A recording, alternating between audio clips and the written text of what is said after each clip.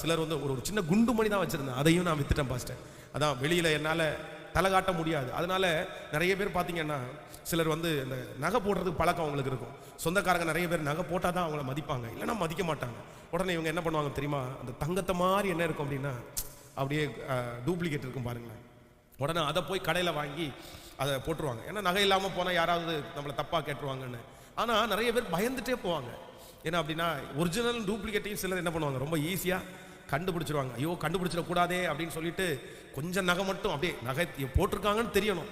ஆனால் நான் என்ன சொல்கிறேன்னா, அப்படிப்பட்ட வாழ்க்கை நம்ம வந்து இருந்தால் போடுங்க, இல்லைன்னா போட வேண்டாம். அவன் நமக்கு மார்க் கொடுத்து என்ன பண்ண போறீங்க? ஆமேன்னு சொல்லுங்கள். விசுவாசிக்கிறீங்களா இல்லையா? அப்புறம் நீங்கள் போட்டுட்டு போகிறது கவரிங்காக இருக்கும். அவங்க வந்து இந்த அம்மாட்ட 15 பவுன் இருக்கும் போல தெரியுது அப்படின்னு நம்ம அடுத்த தேவை வரும்போது வீட்டு வாசலுக்கு வந்து நின்ற போகிறாங்க. எங்கம்மா போன கல்யாணத்தாம்மா நான் பார்த்தேன் 15 பவுன் போட்டிருந்தீங்க, அதில் ஏதாவது ஒரு 2 பவுன் கொடுத்தீங்கன்னா பரவாயில்ல. நீங்கள் போட்டிருக்கிறது டூப்ளிகேட்னு அவனுக்கு தெரியாது. அப்போ இருக்கிற எத்தை காட்டிலும் அந்த எத்து ரொம்ப அதிகம். இருக்கிற அவமானத்தை விட அது பெரிய அவமானமாக இருக்கும். அதனால இன்னொருத்தருக்காக நம்ம அப்படி வந்து மாற வேண்டிய அவசியம் இல்லை. உள்ளதை உள்ளதென்றும் சத்தமாக சொல்லுங்க, இல்லாத இருந்தா போடுங்க. அதுவும் போடலைன்னா கூட பரவாயில்ல, அங்கே தங்கத்திலேயே ரோடு இருக்கு நமக்கு. ஆமேன். இன்னைக்கெல்லாம் நகை போடாத பிள்ளைகள் எல்லாம் பார்க்கவே முடியல. எல்லாமே நிறைய பேர் என்ன மாறி போயிடுச்சு. இப்போ எங்கள் பிள்ளைகளுக்கே கல்யாணம் பண்ணுறது ஒருவேளை அவன் வளரும்போது எப்படா பண்ணுறது அப்படின்னு. அந்த நாட்கள்ல எல்லாம் நகை போடாத பிள்ளைங்க இருப்பாங்களா என்னன்னே தெரில. இன்னைக்கு எல்லாம் குறைஞ்சு போயிடுச்சு.